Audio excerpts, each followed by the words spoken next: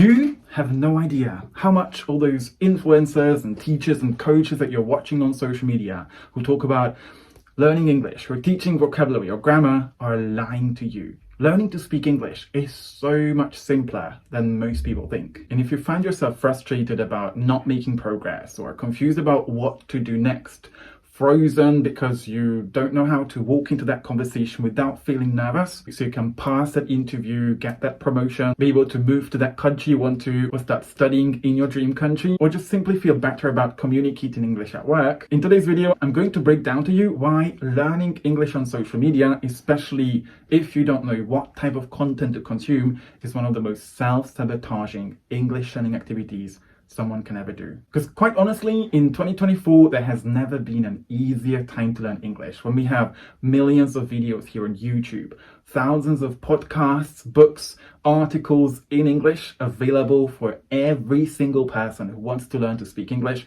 conversation opportunities, clubs, Facebook groups, Discord servers, other communities, including our free community. And if you haven't been part of that yet, and if you are a professional, an academic, or a business owner who wants to improve your career or life opportunities, looking for opportunities to network with other international professionals or business owners, have opportunities to practice your communication skills, conversation skills, and learn a bit more about how to learn English so much more effectively, here's your chance. You can check out the first link in the description below and join us. So there's so many opportunities all around. How is it that the majority of people still aren't fluent and confident in speaking English yet? The answer is simple. They are distracted. And it all starts with the type of content most struggling English students consume. Anytime I open up social media like Instagram or TikTok, this is what I see. Stop saying beautiful in English. It's too basic. Stop using basic words in English. Stop saying nice. Want to speak English like a native speaker? Speak English like a native speaker. Stop saying, I'm fine, thank you. It's too simple. Don't say I think. Want to sound like a native speaker? Look, I get it. You want to know how to avoid all those typical mistakes a lot of struggling English students make and see how native speakers speak so you can do the best and copy them. And of course, it's always useful to know a few expressions, idioms, slang, so you can communicate with your friends, with your colleagues in real life as well. But did you also know that the surefire way to unhappiness, insecurity, constantly doubting yourself and holding yourself back from making massive progress with your fluency and gaining confidence in the shortest amount of time possible so you don't walk into a conversation keep doubting yourself,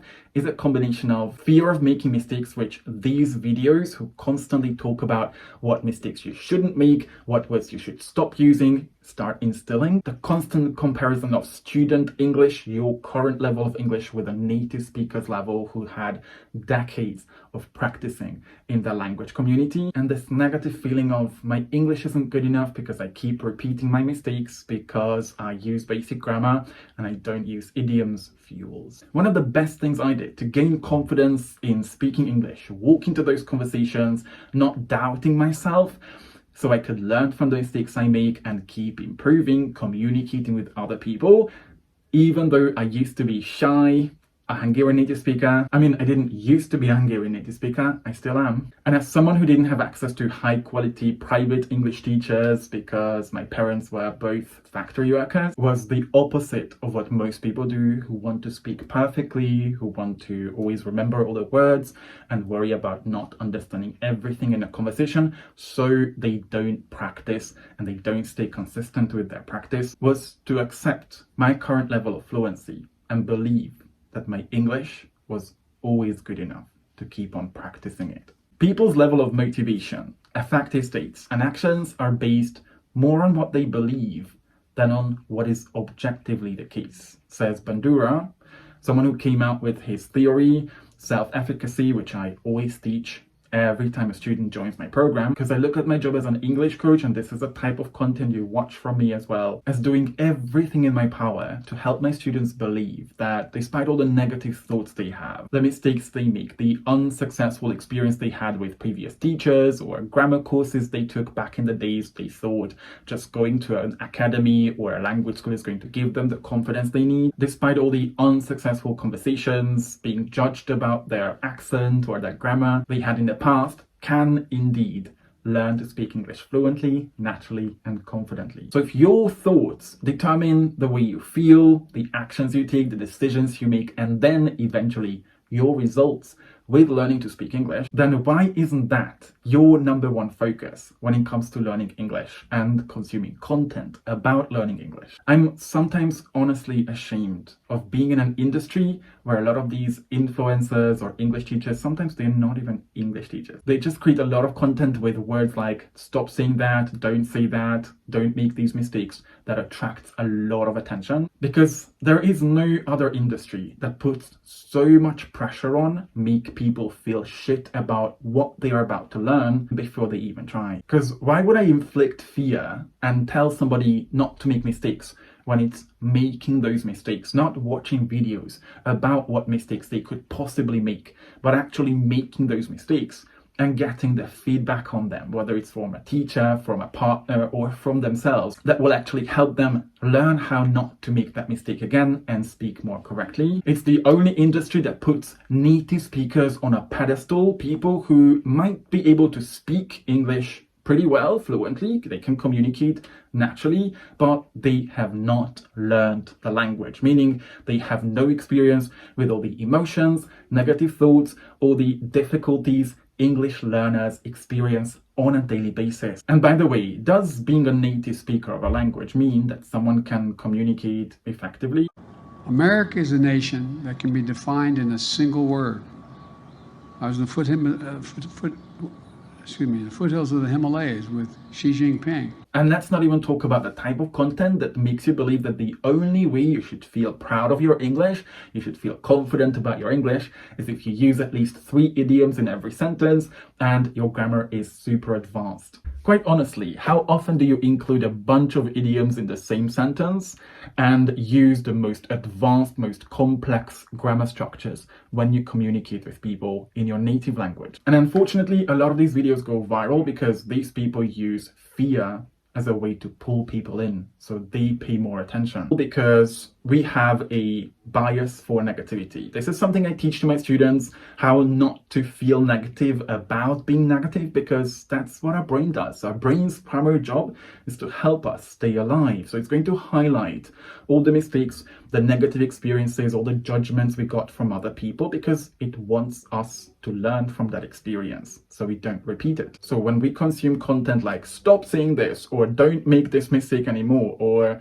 basic English versus native English, our ears will naturally perk up. We start paying more attention because we want to avoid those things. No professional teacher will ever make you feel bad about your English, about the mistakes you make, because a professional coach or teacher understands the importance of making mistakes so we can learn from those mistakes, so they are not mistakes anymore. Or no professional teacher will ever make you feel ashamed because you don't use an advanced grammar structure or an idiom, because learning to speak English is a process. And instead of forcing someone to use something that they're not ready for, just like in a gym, the first day you wouldn't go and pick up the 15-kilogram dumbbell, you would pick up the dumbbell that is actually going to help you build that muscle. English learners, and it's something we pay so much attention to in my program, need to be ready, developmentally ready, to use